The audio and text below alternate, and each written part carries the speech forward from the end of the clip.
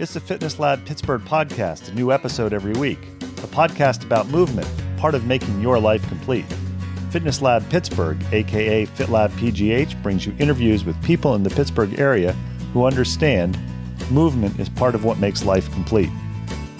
Looking for a new movement idea or just want to hear interesting stories about people who make movement a priority? This is the podcast for you. Whether you consider the gym, dojo, or fitness studio your third place, or just want to learn more about movement, activity, and fitness to enhance your life, give FitLab PGH a listen. We interview locals in the Pittsburgh area who make Pittsburgh a great place to move. Subscribe to us on Apple Podcasts, Stitcher, or Google Play, or check out our website for other subscription options. Subscribing is free and gives you notifications when we release new episodes. Each podcast episode will be long enough to pique your interest and short enough to hold your attention. Have an idea for an episode? Know somebody we should interview?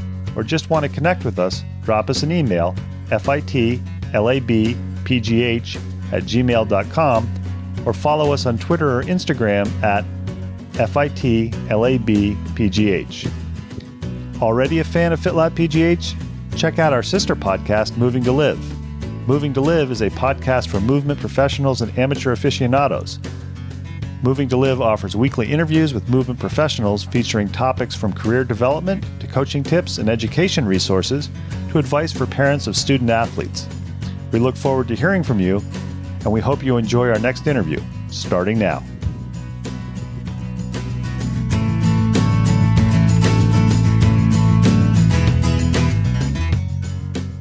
Welcome back to another edition of the Fitness Lab Pittsburgh podcast. We are a podcast along with our sister podcast, Moving to Live, that firmly believes in the ethos movement is a lifestyle, not just an activity.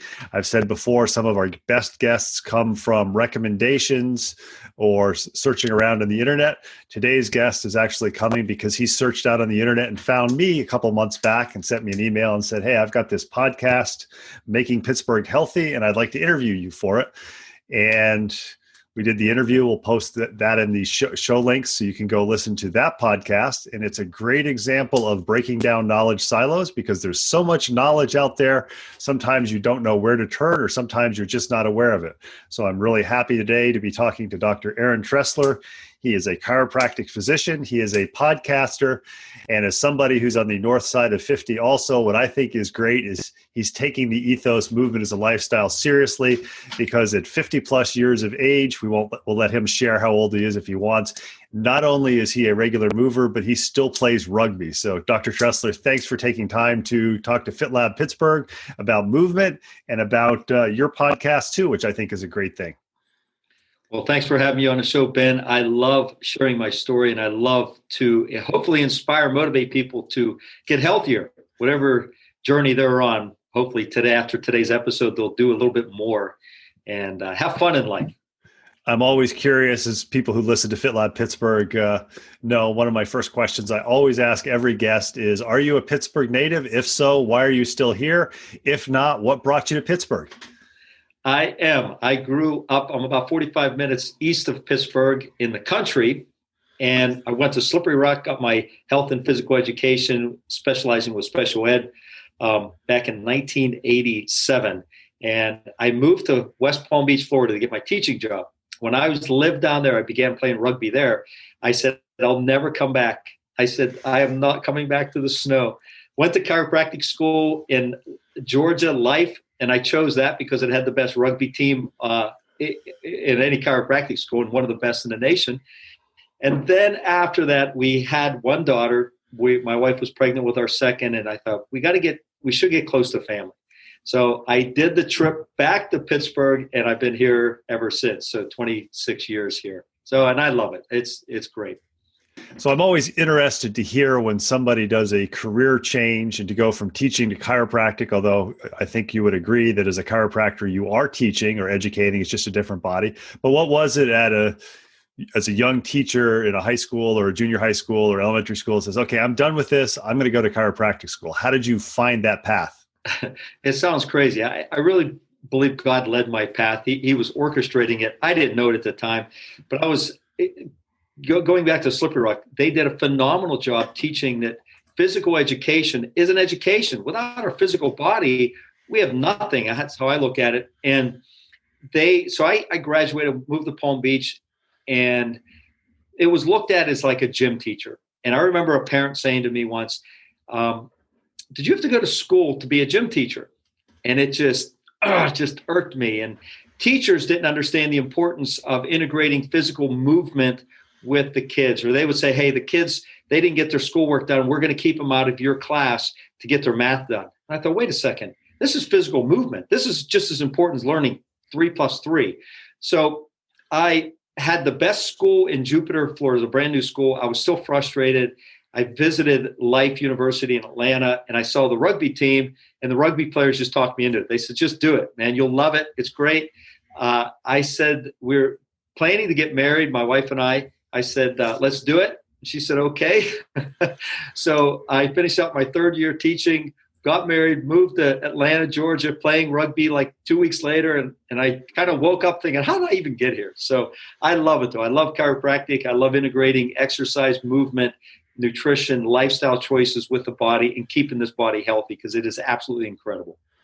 I'm also always curious how people find out their sports activities or the lifetime of movement. Where was it you were first exposed to rugby from? What your age is? I know that at that point in time in the late 70s, early 80s, as a high school student, rugby probably wasn't that common. I mean, it's still not common, but I know there's a few teams in the Pittsburgh area. I never heard of it. I played sports since I was a little kid. I love football and baseball. And then going to Slippery Rock, I didn't play there. I played intramural stuff. And they talked about the rugby team. And I thought, that's crazy. I am not playing rugby. You guys are insane. When I moved to Florida, my roommate played on the rugby team. And I was playing softball for a local church. And I was the crazy guy. I was diving into second base, diving for every ball. I'd leave filthy, broken. And this is a church league, and they're looking at me saying, why are you doing this? I'm like, if you're going to play, you got to play all out. So my roommate talked me into visiting and watching a game. So I watched the game thinking that this is going to be brutally insane. I loved it. I thought, this is just what I want. Bought a pair of spikes, bought a mouthpiece. The next Tuesday I was at practice, and that was back in 1988. I'm 54, and I've been playing almost consistently the whole way through. There were several years off and on where the team kind of folded up, but 54 is still going strong. It's like somebody shot me with some rugby blood in my system, and I can't get it out. My wife thinks I'm crazy, but I think she's given up on trying to talk me out of it at this point. I'm curious if you're still in touch with that roommate. Is he still playing rugby? And if you are in touch, does he think you're crazy? He probably does think I'm crazy, but no, he doesn't play rugby. He lives out in Colorado. He was a state trooper and then got into like special investigation, like SWAT team type stuff. But he's very physical himself. So he's going just the same as me, just not on a rugby team. I know that a lot of people, the idea is they graduate from high school or they graduate from college if they were athletes, and maybe they're active for a year or two, they're married, they have a family, their career comes, and they turn into maybe the 2 or 3 times a week I go to the gym, or they throw on the running shoes.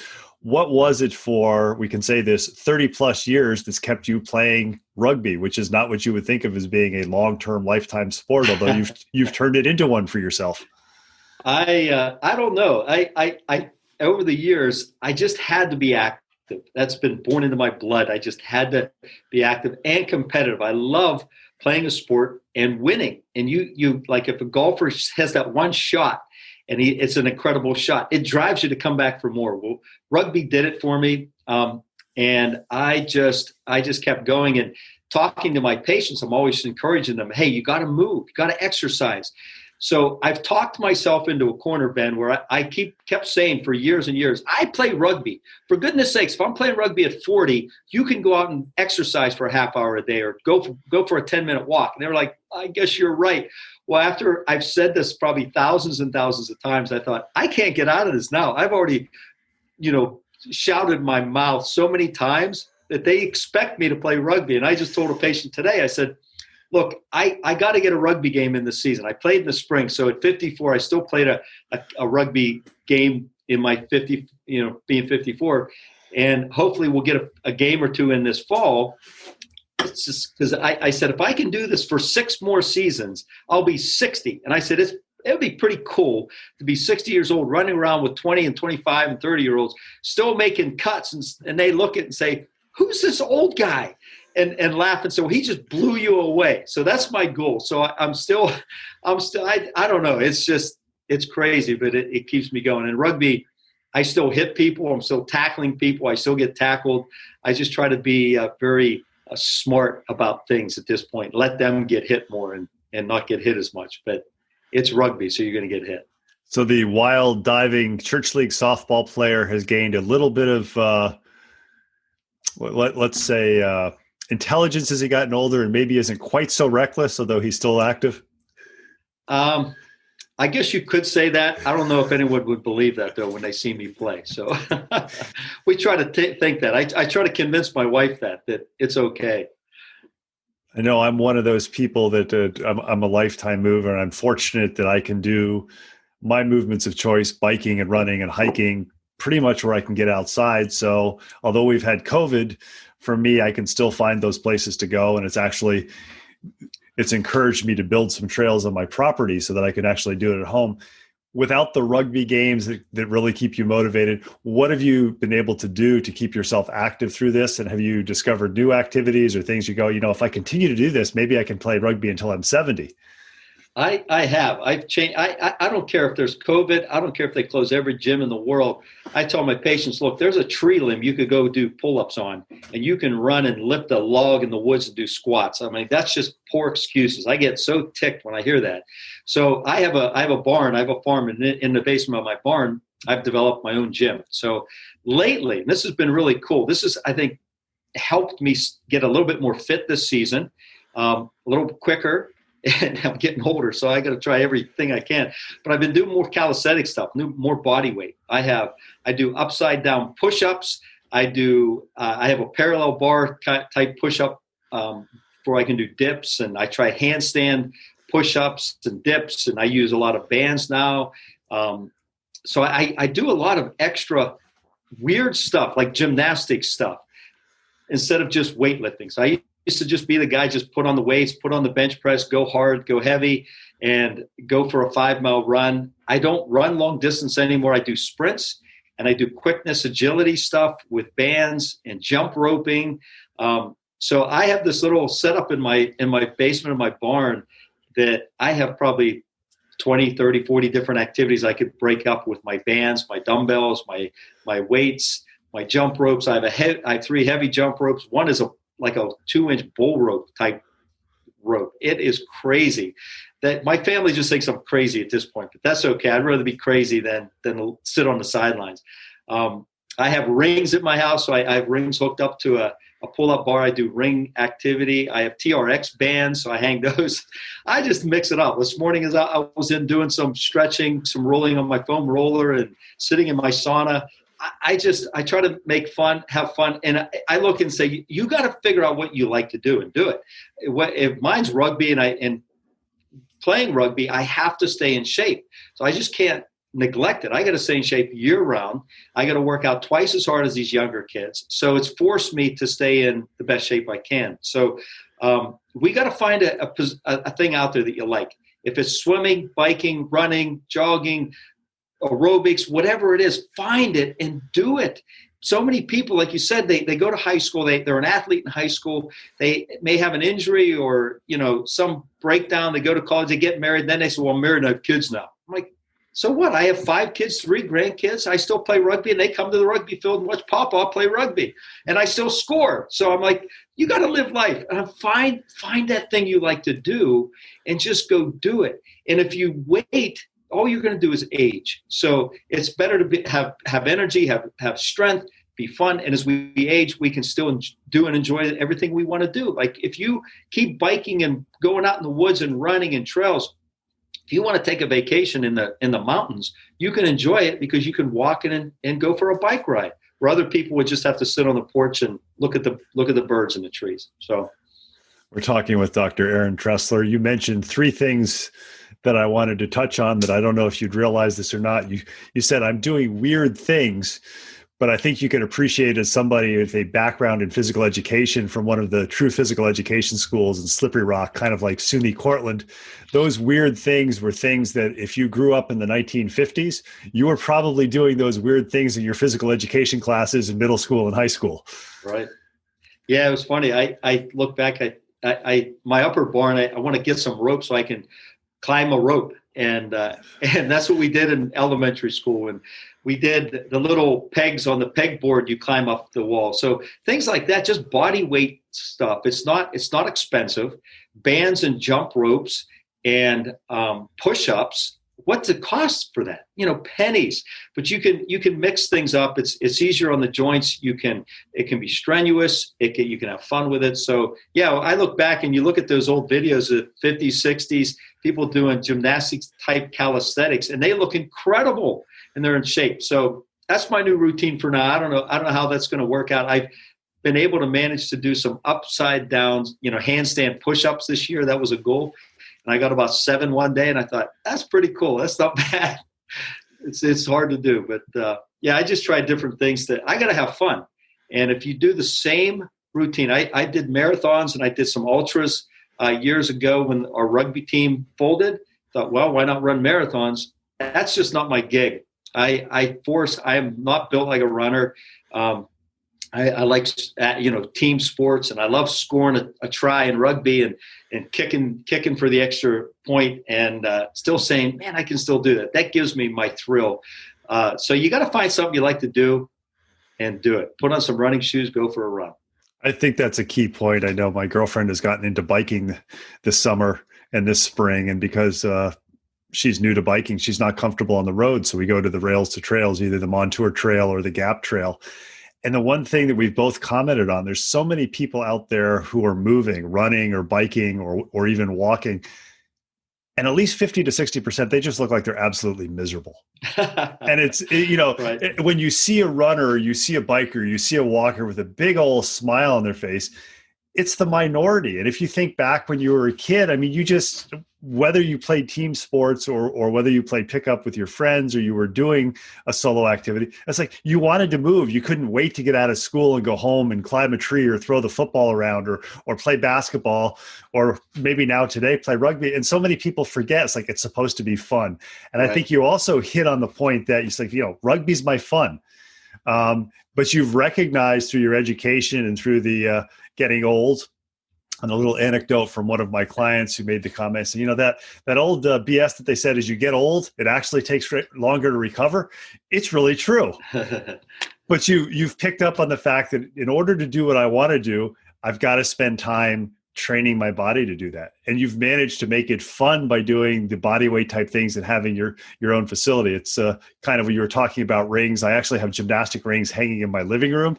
Love it. The rope climb, I have a 2-story garage with an attic. And I thought, there's a hole here where the ladder is. I could rig a rope up from the ceiling. And as I'm going, yeah, that'd be pretty good. And then I looked down, it was a concrete floor. And it's like, well, I don't think I'm quite ready for that, but when you get that, I'd love to see pictures, and I'd encourage gymnastic mats or climbing mats so that when you fall, not if you fall, you bounce up and go, oh, wow, that was kind of cool, but I don't want to do that again. I have a patient, she teaches gymnastics. She's a coach, and my kids, one of my daughters did it with, went through her program, and I told her about my upside down handstands on my parallel bars, and she goes, "You do have mats under you, right?" I said, "No, it's concrete." I said, "That makes me not fall." I said, "I'm gonna keep going." But yeah, as you get older, it does have a little bit more toll on your body. I look at nutrition, chiropractic, my posture, drinking lots of water, not eating processed foods, eating clean organic meats. We have a farm, so I raise my own meat. Those things are critical. As we're young, we're 20, we get banged up and go right back, eat processed food, not drink any water, and somehow you just manage. Well, as you get older, it starts to accumulate. And I've learned those behaviors over time, and the more I do them, the better I get. And it's funny, when we were at a rugby game years ago, a new player showed up, and he was a Marine. He got out of the Marines, tough guy, and he knew that I had played. He watched me play, and I'm drinking this green protein shake on the sidelines. And some of these before the game, some of these guys are drinking beer before a game, and they're laughing. Or go, "What is that crap?" So Jarek, the Marine, he goes, "That crap." He goes, "Maybe you guys should be drinking that." He's 50 years old and he's still playing rugby and he's still outdoing you.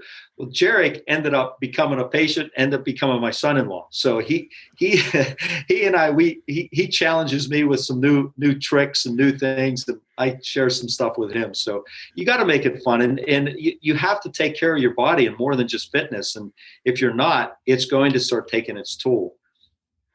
And I know a lot of times what you learn, in many cases, you learn from your parents. And I just think back to when I was growing up, is my dad doesn't like the taste of sweet things.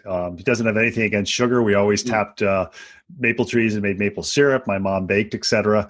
But we had organic peanut butter with no sugar on it from the time that I was a kid. And I don't like sugared peanut butter. I don't like things with sugar in it because that's the way I was brought up. Not that it was bad, but that this is just what we have. If you don't have it, well, if you don't like it, well, you can go without.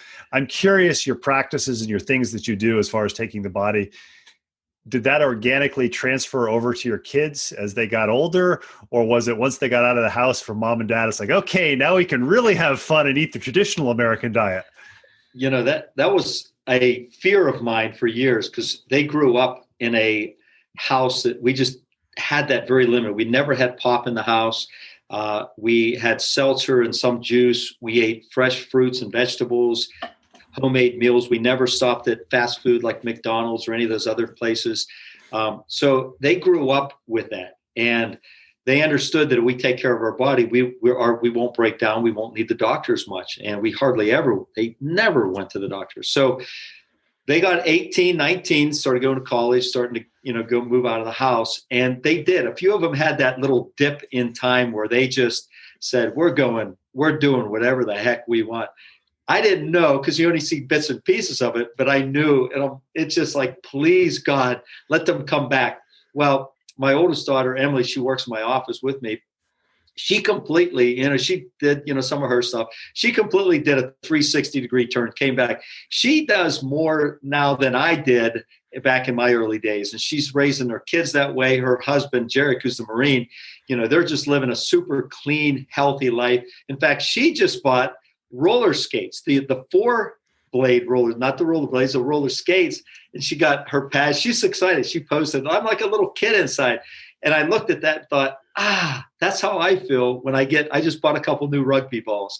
And I thought, that's how I feel. I'm like, I'm so glad that kids are going to do that. But if they know the truth, just like, you being raised that way, if you go off and you start doing that bad stuff, or you don't exercise for a month and you're used to it, you're not going to feel as good. So it's the people that I guess never had that opportunity that has to be kind of reinvented back into their lifestyle. So, man, what a blessing your parents, raising you that way and you having that.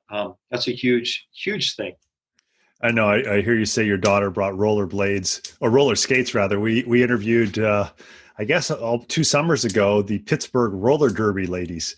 So there's always the option when your daughter has a little more time, she could try roller derby. I told her, I said, that we had a patient one time did roller derby. I said, she just laughed. She goes, I don't even know if I can stand up on these things, but you got to have fun. It is. I mean, you really do. And you were describing the new rugby balls and that. If we interviewed somebody who does marketing for pogo sticks here in Pittsburgh, and I'm drawing a complete blank, and I'm embarrassed about that. But as soon as I walked in, my first comment was, can I try that pogo stick? And it's one of these ones that pumped up. I actually have a pogo stick that I'll go out on my patio and bounce around. I don't do the tricks that they do, but I bounce around. And I mean, it's like you said, you cannot help but have a smile on your face. It's stuff like that if you have that arsenal at your house, you can have some fun. It breaks it up. And I'll tell you what, I did a pogo stick once. It was years ago. It is hard. You can't bounce on that thing long. My son, for his 16th birthday, he wanted a trampoline. Isn't that cool? Our old trampoline, it 20 some years, it just had its tool. So he goes, Dad, I want a trampoline for my birthday, 16th birthday.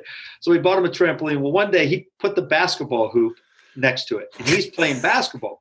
He said, come on, let's play one-on-one. I said, on a trampoline. Well, if you've never tried this, this is where like creativity and just having fun like a little kid. Like get on the trampoline, and my goal is to beat him. My goal is not to just play. I'm going to beat him. Well, I think I did beat him like 10-9. It was pure exhaustion. Bouncing on a trampoline, trying to jump up, shoot the ball, block him. It was, I don't know how many minutes we did, but it was exhausting. So it's stuff like that. Pogo stick, biking, going for bikes in the woods. If you have a lot of those tools, then you start to have fun. With the seasons here, I don't like a lot of skiing. I used to ski. In the wintertime, I'll just work out heavier or different. I find new ways to do it. But I do like running a little bit in the snow. It's fun to see that fresh snow and the whiteness, outside. So then the next tool should be a pair of racing snowshoes. Those are a lot. Those are a lot of fun also. Are they? I have ice clips that go on the bottom of my shoes so I don't slip on the ice. I'm kind of getting away from all those runs and getting into more of this stuff. I told my gymnastics patient, the coach, I said, you got to have an adult group. We actually did, my son and I did parkour a year ago. And when I went in, he wanted to try it. And they do some crazy stuff there. That is just wild. And he went in, and there were some kids there from Pitt. So these strong, young 18, 19, 20-year-old kids. And the one guy goes, oh, the one parent said, are you bringing your son? I said, yeah. I said, but I'm going in and doing it too. She goes, you're doing this? I said, absolutely. I said, I don't know what I'm going to do. I said, there's mats. You're not going to get hurt.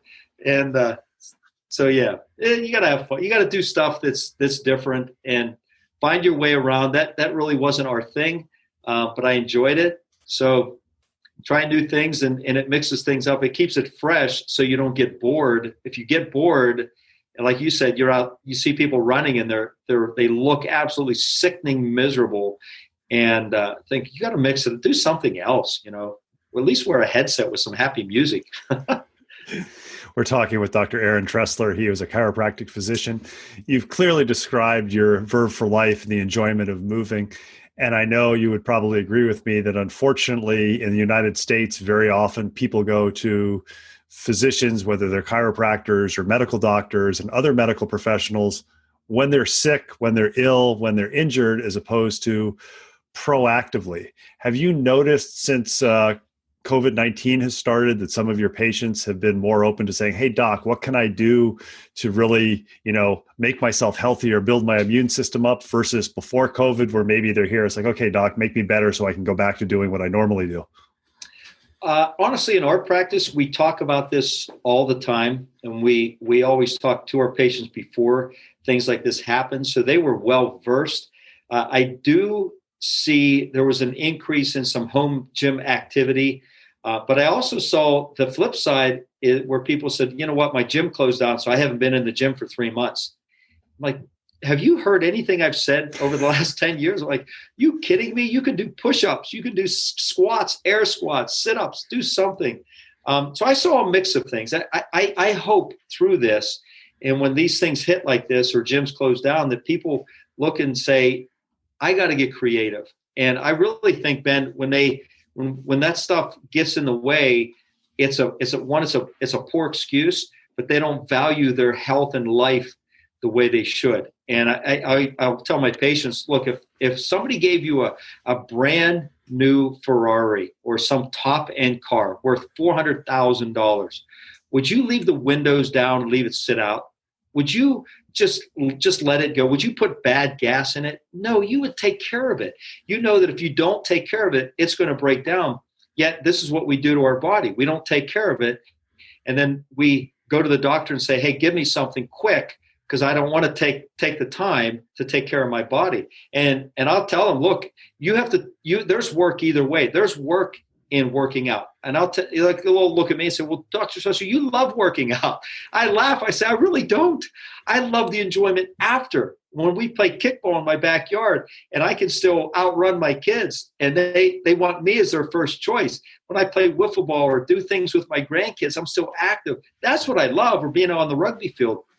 The workout is a lot of work. It hurts sometimes, but the enjoyment of life you get if you don't take care of your body, how miserable is it to get out of a car and you can't even get out of your car? You need a cane or a walker to walk into the store. You have to sit in a cart to drive around and it hurts and your knees and hips hurt.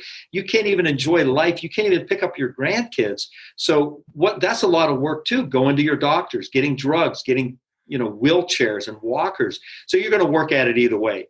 And we have to say at one point, okay, this is my body. If I don't take care of it, and it breaks down, it's my fault. So how do we need to do that? And I think if we were to see that as a priority, and it's not my health is not your priority, it's my priority. My kids' health, until they're old enough, it's my priority to teach them and love them and show them to take care of them. But at 18, 19, when they want to make decisions on their own, it's not my priority anymore. So I pray that through this, that we wise up and say, look, we're going to have things like this hit. We're going to have flu season hit. We're going to have a bad winter at times. We're going to have colds and strep in our house. How do we manage our health so we don't become victim to it?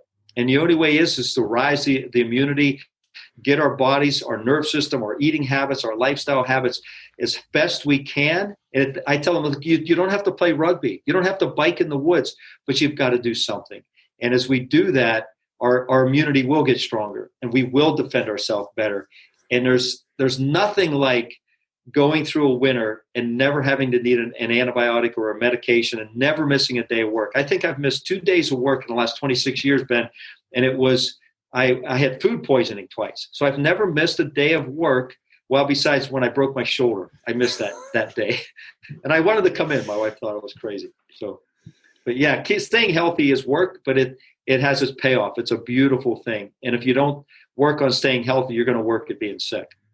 And I know as a physician, it's practicing what you preach, and that relays over to your patients. And maybe not every patient listens, but if you get even one, that's a benefit.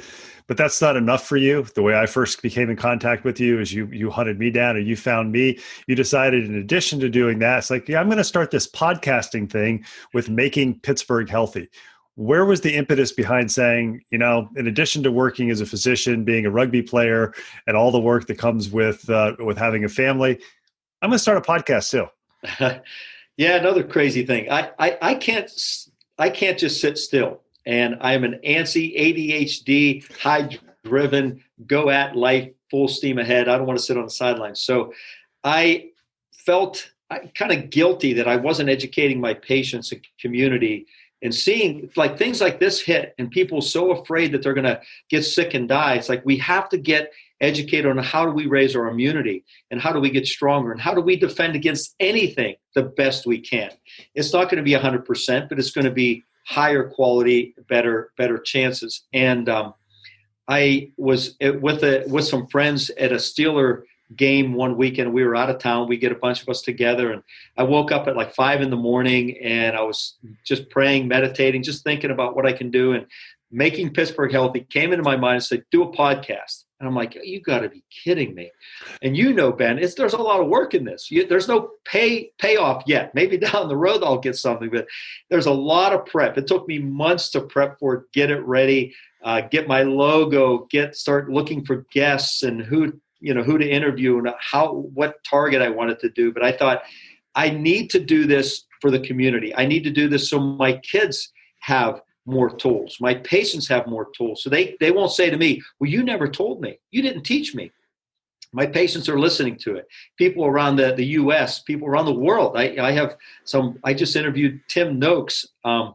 He is one of the world-renowned scientists in sports exercise and nutrition. He was the whole carb up years ago, and he went to the high carb, low carb, high fat diet. I just interviewed him a couple of weeks ago, and I'm blown away that I got a chance to interview him. But I'm doing this to hopefully make a difference in this, not only community, but this world, that people can look and say, you know what? Maybe I should exercise. And there's nothing like when a patient comes in and says, Dr. Tressler, I bought a bike. I'm going biking. I'm like, yes. I joined a gym. I bought some bands. My husband and I, we walk every night for an hour. We're being active. And I had a patient, he's been having some health challenges, and he said to me, you know what? I told him what to do, and I wasn't sure if he was going to do it or not. He said, I listened to your advice. I went home and threw out all the ice cream I had. Gone. I got rid of all the candy, gone. He goes, so I'm going to do it. And I was like, you listen to me. This is awesome. Another patient just, I think this morning or last night said, hey, I'm listening to your podcast. That was a great episode on, whatever they listen to. I'm like, you're listening. This is awesome. So it's about just what you're doing. If we can reach more people and get ideas and inspiration, and if they just take us up on this offer and just say, you know what, I'm going to exercise. I'm going to I'm going to eat less sugar. I'm going to do something different. It's going to improve their health.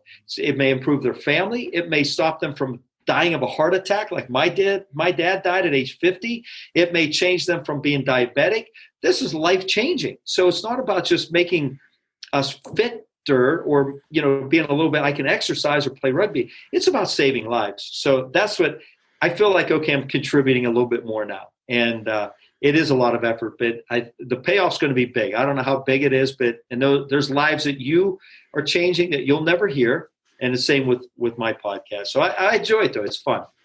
I know you mentioned Dr. Noakes, and I think that's somebody else who's taken movement seriously. I know he's done the Comrades Marathon in South Africa in both directions and is renowned before his most recent research is renowned with the book, The Lore of Running, which if you're a runner and you don't own The Lore of Running, you need to pick it up. It's not something you read cover to cover, but you maybe pick 4 or 5 pages and go, well, I may not agree entirely with this, but it's really making me think. And I think the way my doctoral advisor described Dr. Noakes to me was he's a contrarian. He does some really good stuff. And at the end of the day, if you look at the research differently, he's made you think, and that's a really positive thing. Yeah, you know what's neat? It's on his page, he says he's retired. He's 71 years old. He's nothing but retired. And he said to me, he's been running all these years. He's ran over 50 marathons and ultra marathons. And he said in his late 60s, he was getting a little fatigued of running. So he wanted to pick up something new. And guess what that is? CrossFit. He picked up CrossFit. He laughed at me. He goes, so you're still playing rugby? He goes, you're probably one of the better older rugby guys. He goes, I'm one of the best older CrossFit guys, because the reason is there's no one doing CrossFit at my age.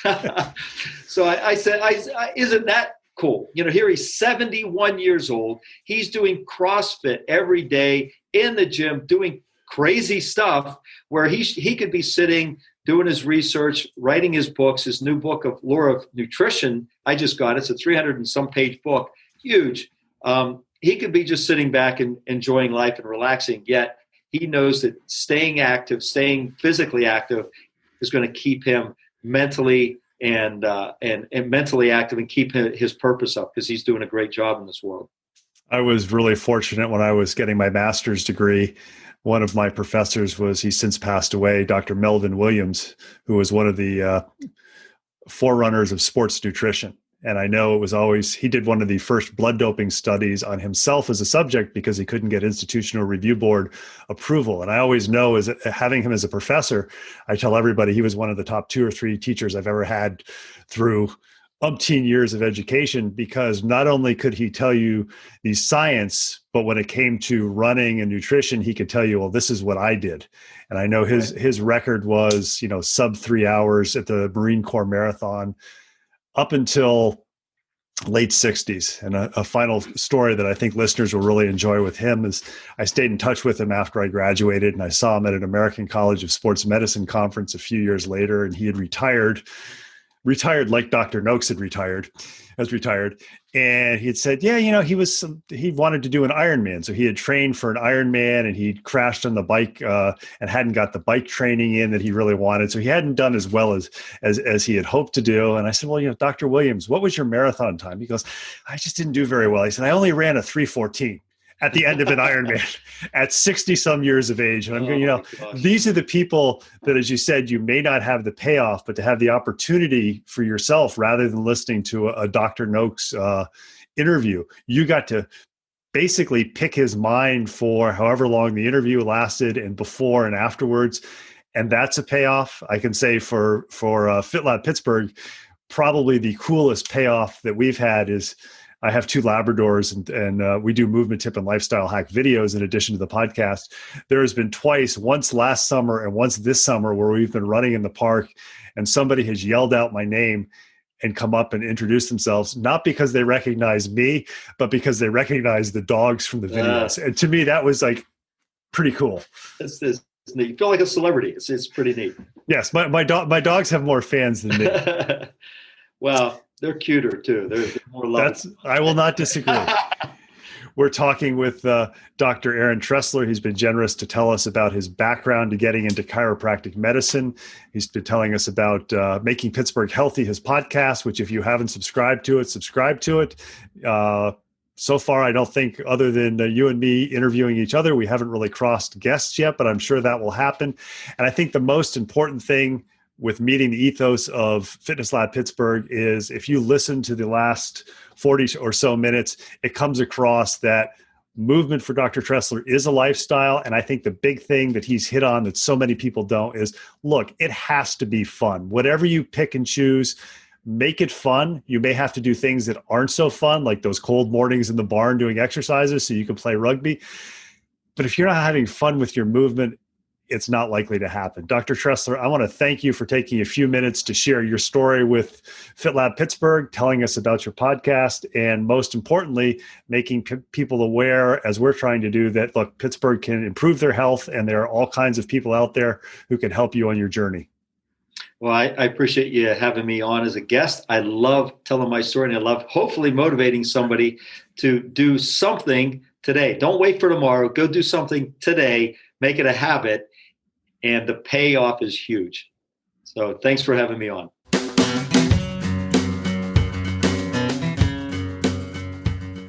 Thanks for listening to the latest episode of FitLab PGH, brought to you by Moving to Live. Intro and exit music is Marathon Man by Jason Shaw. Check out the show notes for contact info for our latest guests, links to other information mentioned in the episode, and links to our sister podcast, Moving to Live. Moving to Live is a podcast about movement and exercise for professionals and amateur aficionados. Moving to Live offers topics from career development to coaching tips and education resources to advice for parents of student athletes. You can subscribe to us on Apple Podcasts, Stitcher, or Google Play, or check out our website for other subscription options. Your free subscription gets you notified when we release a new episode. Questions, comments, suggestions? Email us at fitlabpgh@gmail.com or follow us on Twitter and Instagram at fitlabpgh and like us on Facebook. If you enjoy our podcasts, please tell your friends about us and consider leaving us a review on Apple Podcasts. Make FitLab PGH a go-to place to learn more about movement in the Pittsburgh area. Until next time, keep on moving.